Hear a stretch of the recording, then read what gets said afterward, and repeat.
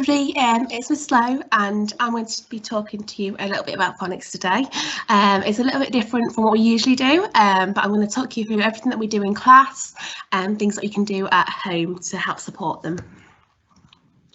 So with Phonics, Phonics is a programme that we use to help the children get ready to read and to read fluently.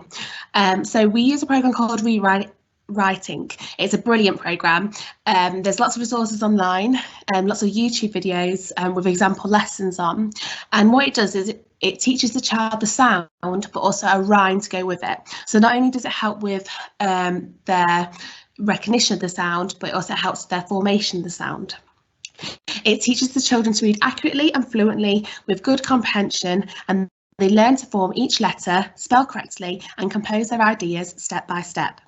The children are taught a new sound a day and will begin to learn how to segment and blend. I'll tell you a bit more about that later, but we go through all the sounds, the different sounds they might go over when reading, and each time we teach them some segmenting and blending skills, and we teach them all about that sound.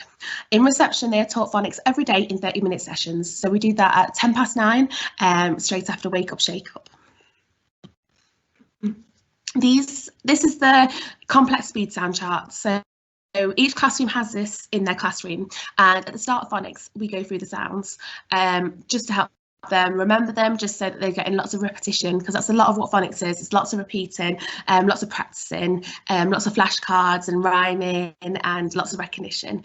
So what it does is these sounds are the sounds that we use to help us read, but with these sounds we teach them, rather than the alphabet like N, R, S, we teach them the pure sounds, the sounds that help them with their reading. For example, for M, S, S, Sh, B, K, things like that. The pure sounds ready to help with their reading. We also have somebody called Fred Frog. Fred Frog we bring out to help the children with their segmenting and blending. So with the start of the reading, the first thing, and what we're working with them at the moment, is hearing initial sounds and words. For example, in phonics, but also outside of phonics, we ask the children, we might point to objects and ask them what the first sound is. And it's a lot of what we do in our English lessons as well. For example, apple. What sound does apple start with? Apple. Just asking the children to hear those sounds, but also to record the sound as well. We then we've got Fred Frog, which helps them with their segmenting and blending. And what we ask the children to do is get their Fred fingers out.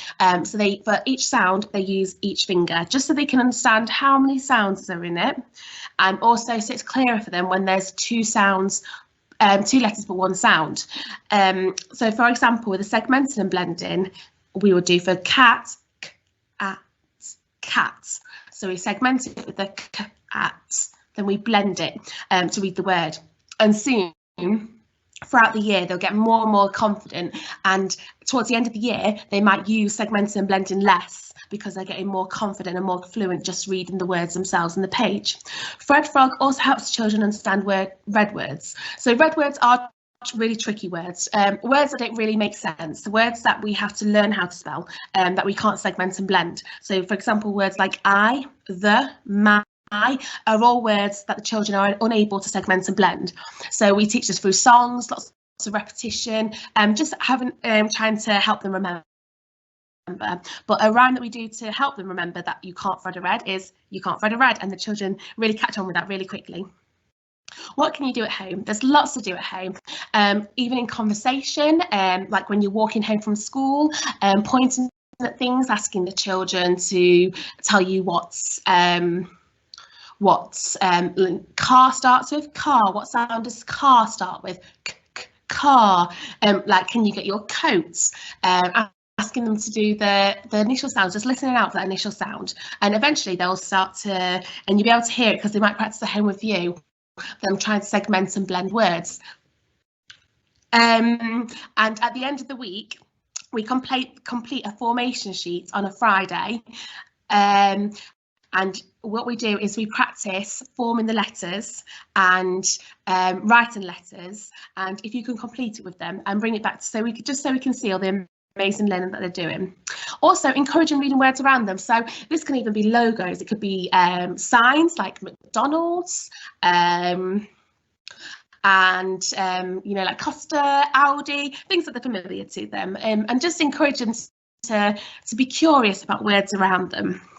There's lots of things on YouTube as well. There's Alpha Blocks, which is a BBC programme, and it's on YouTube if you search Alpha Blocks, and it's fantastic. It uses all the pure sounds that we use at school, and also helps with blending as well. And each sound has got a story with it, so there's lots of them lots for them to learn from it. Also from the tricky word song. So when we get used to red words, we're slowly introducing it at the moment. We'll do the tricky word song. It's really catchy. It gets in your head, so I do apologise in advance, but the children love it, and it's a good way of them learning their red words. Also, during lockdown, Ruth Miskin, the person that created Read Write Inc, also did a lot of live lessons and lessons that are saved into YouTube. So if you write Read Write Inc into YouTube, there's a whole lesson where they show, very similar to what we do in school, all the different sounds. And the sounds that we'll be looking at are the sounds that they get sent home with the children on the Friday. Thank you very much for listening. If you have any other questions, please just let me know, and I'll try my best to answer them. Thank you very much.